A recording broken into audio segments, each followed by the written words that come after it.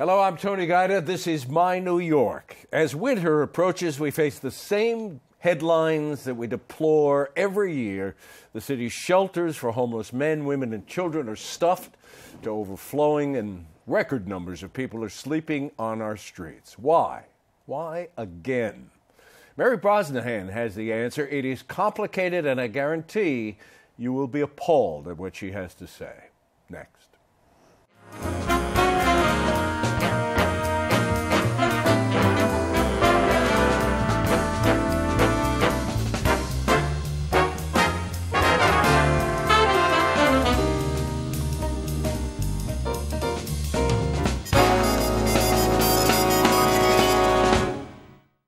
I had naive, probably we could call it hysterical, hope that we would not need to do this program this year.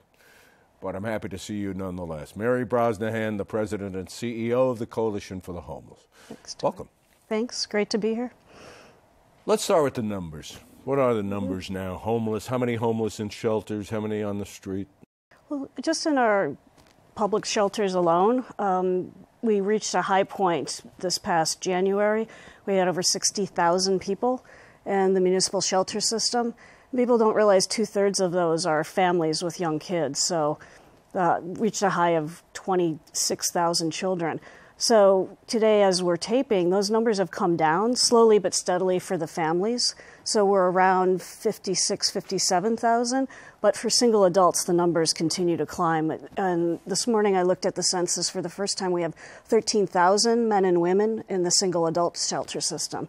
And as you probably know, the numbers on the street track the shelter census. And so we have very many people on the street, and I think that's why it became so contentious this past summer. I know the numbers of what we call unsheltered homeless are, hard to track, but we're talking probably, 3,500, 4,000?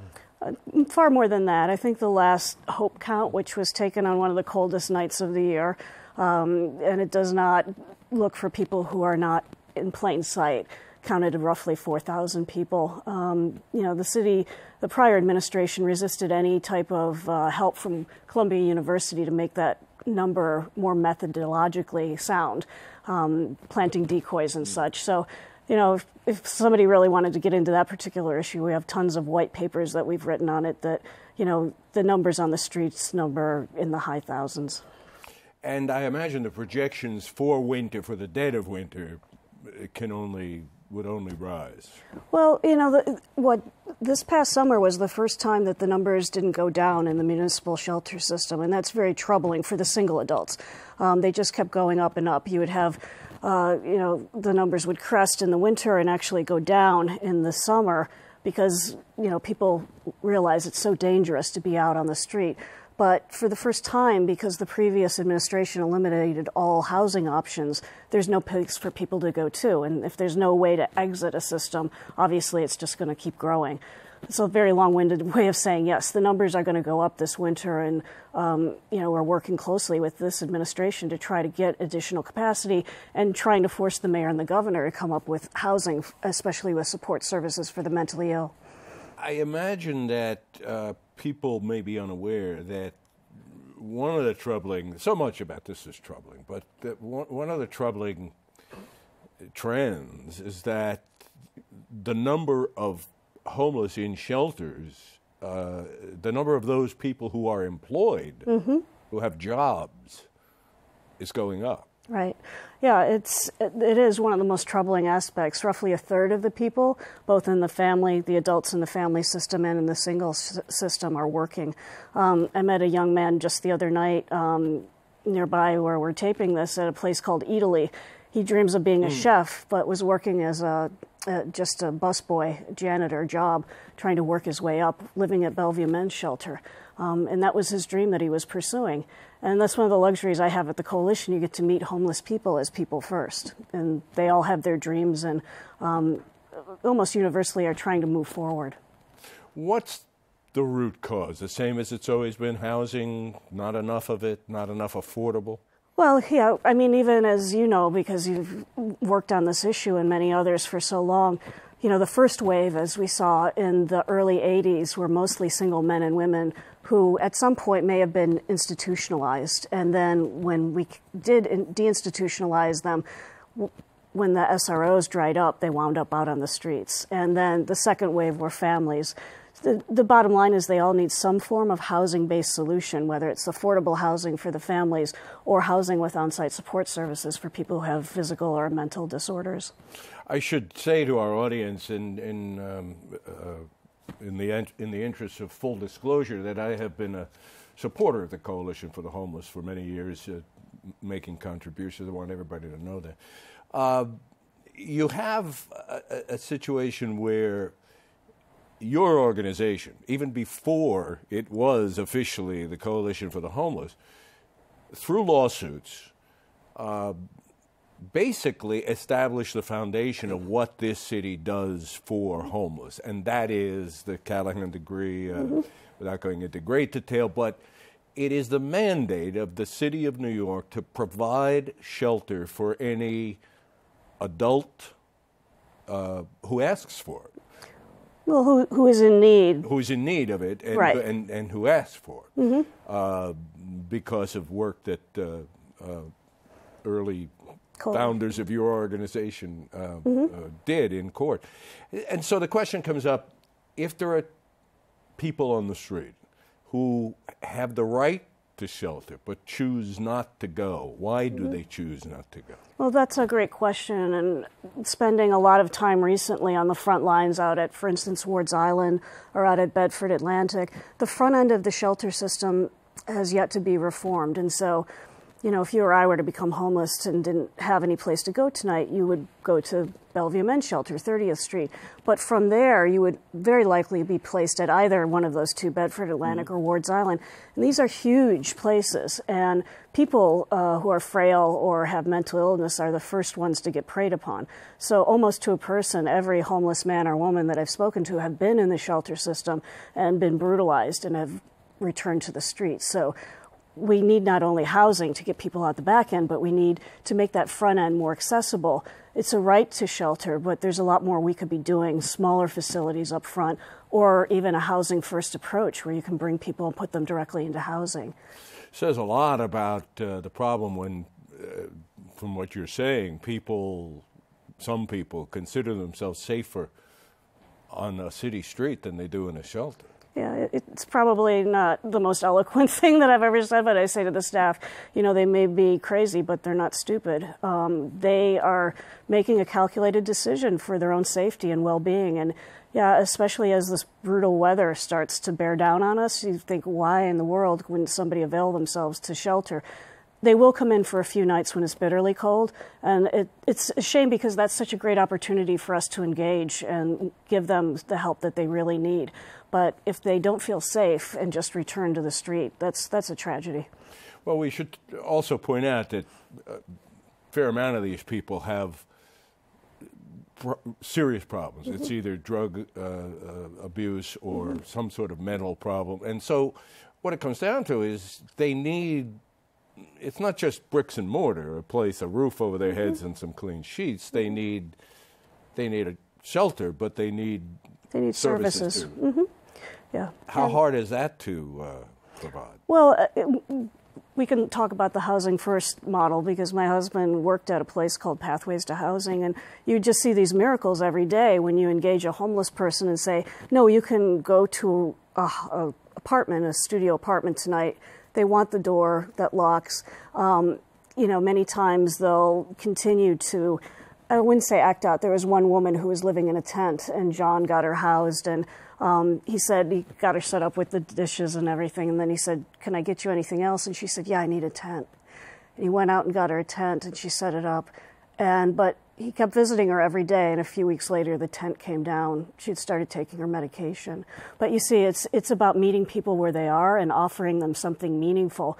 you know, when you have such a huge population in a congregate facility, it's very hard to provide that services and really convince them to start taking medication or apply for housing even, you know, when they've been through so much. So it is that one-on-one work that's so important. And the more traditional approach is get them into the shelter and then move them on to this, what we call New York housing. That's the big debate right now between the mayor and the governor.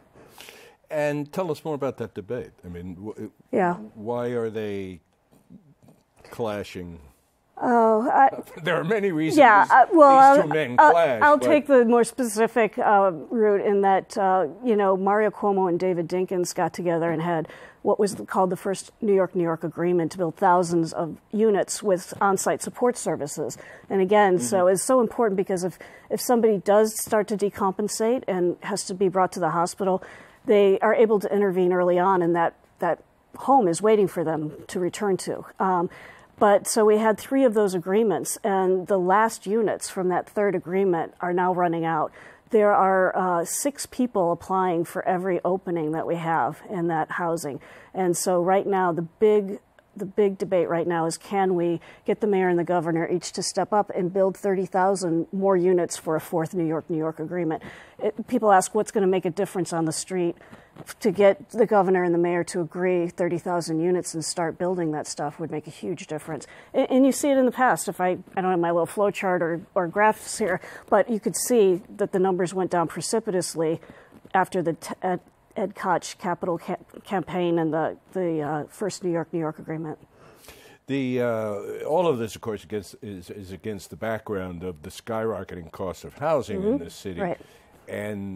And so we have the example of the one you used, the person who works at Italy, gainfully employed but can't afford a home in the city. And how much pressure is the de Blasio administration putting on? I mean, you talk about the New York agreement with the governor.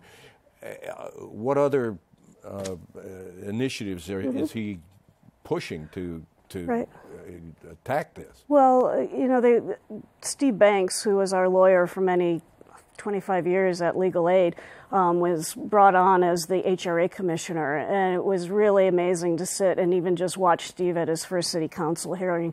He hit the ground running, and he developed a number of rental assistance programs specifically for DV survivors, for different elements of the family shelter population, and most recently turned his attention to the single adults.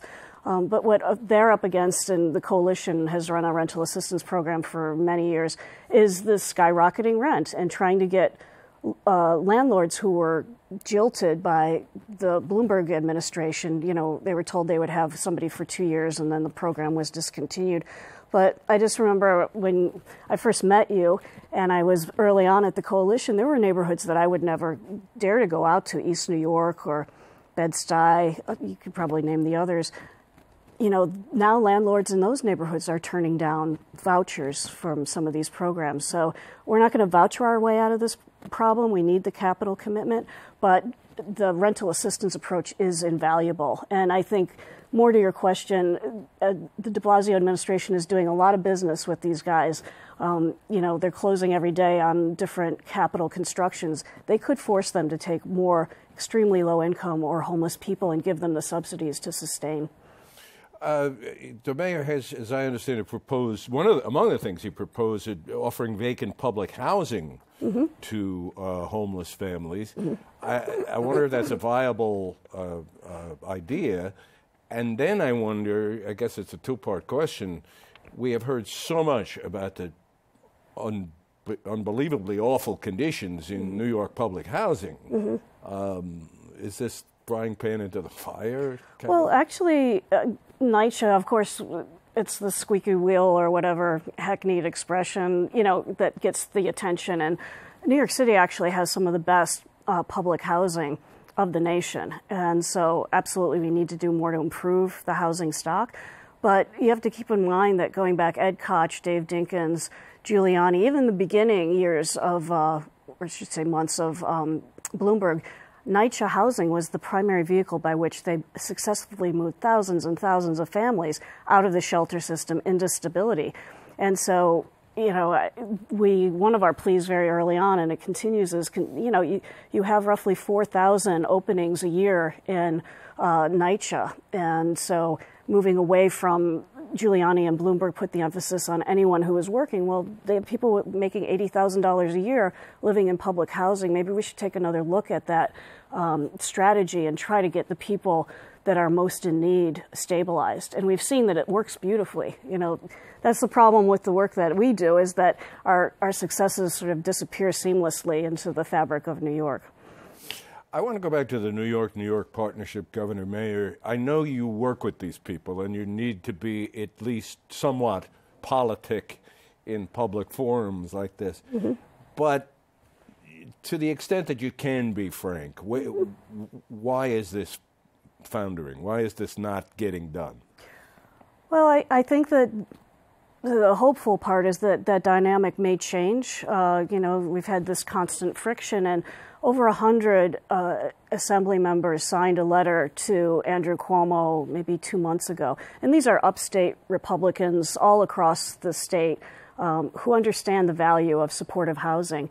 And so rather than just having us and our mayor seen as lone wolves that show up in the last week up in Albany, having a more cooperative approach with the assembly who can have our back on this and really present a different message to the governor, that it isn't sort of what he thinks is best, but what we all think are best.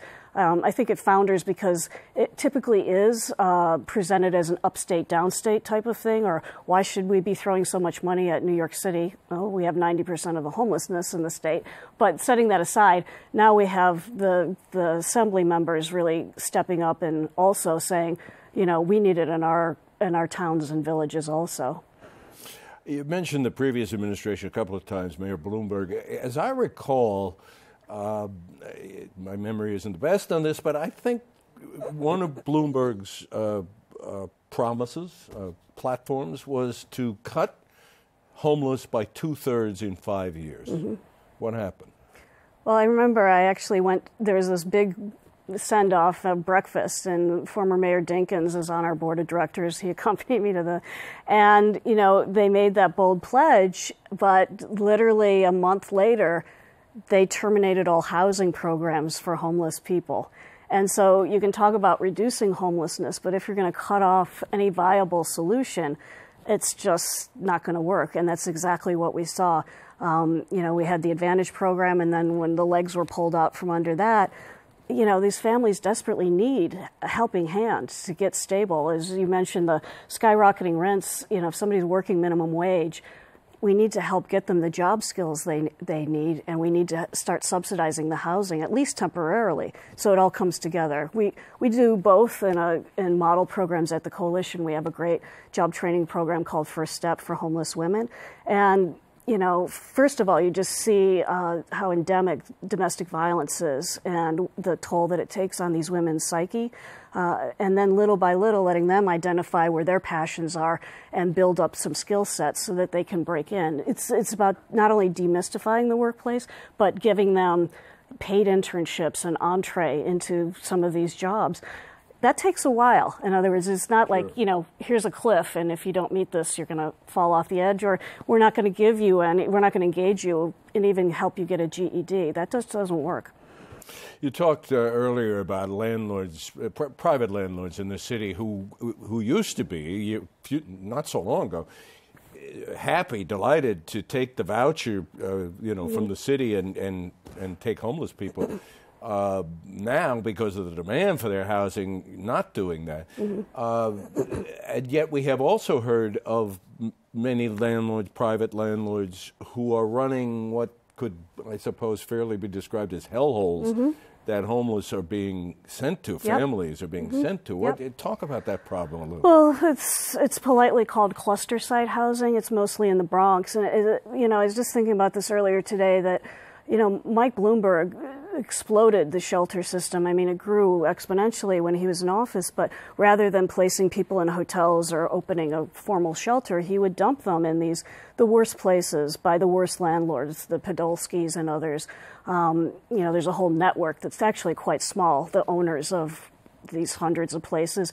And so it's a lose-lose, because they were taking rent-stabilized units and then putting families in these completely decrepit, I mean, you name it, we've seen it, and just dumping them there with no services. Again, almost like active deterrence, like we're going to show them the worst. It was exposed, although they weren't actually cluster sites, but the Dasani, 7-page piece that they did in the New York Times, December, as Bloomberg was leaving, it was a real eye-opener. Like, here's this poor child, and of course everybody personalizes, same age as my son, and you can't imagine all these people living in one room with rats running around, and this girl just trying to make a go of it.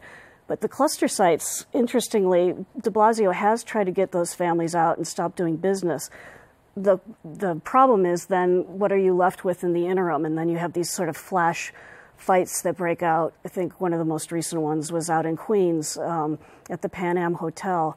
And, hoping that the administration can be out there articulating, this isn't like in the Koch days where we're just going to keep dumping these folks in hotels all over. We do have a plan. This is part of the plan. We'd rather have these children stabilized here, etc. Maybe not, they're not doing a terrific job with that, but they are getting some traction. I will say that since January of this year, the numbers of families in the shelters have gone down because people are leaving, finally. This problem has also led to battle between the controller, Stringer, and the mayor, and what's the latest on that? But, he's been turning down leases, or refusing to approve some contracts, contracts. From what I understand from the controller's office, they're just trying to hold DHS and the city to the very basic. I mean, we're talking about, does this place have a C of O? Have these papers been signed by the law department?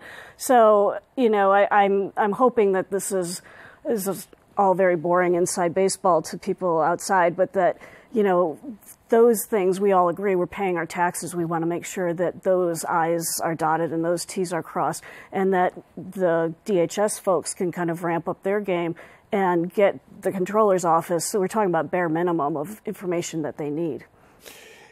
The citizens of this city, by and large, I would think, deplore the idea that people are living on the streets or that people are homeless. And yet these same citizens, if you say, oh, we're going to put a homeless shelter in your neighborhood, no, you're not going to put it here.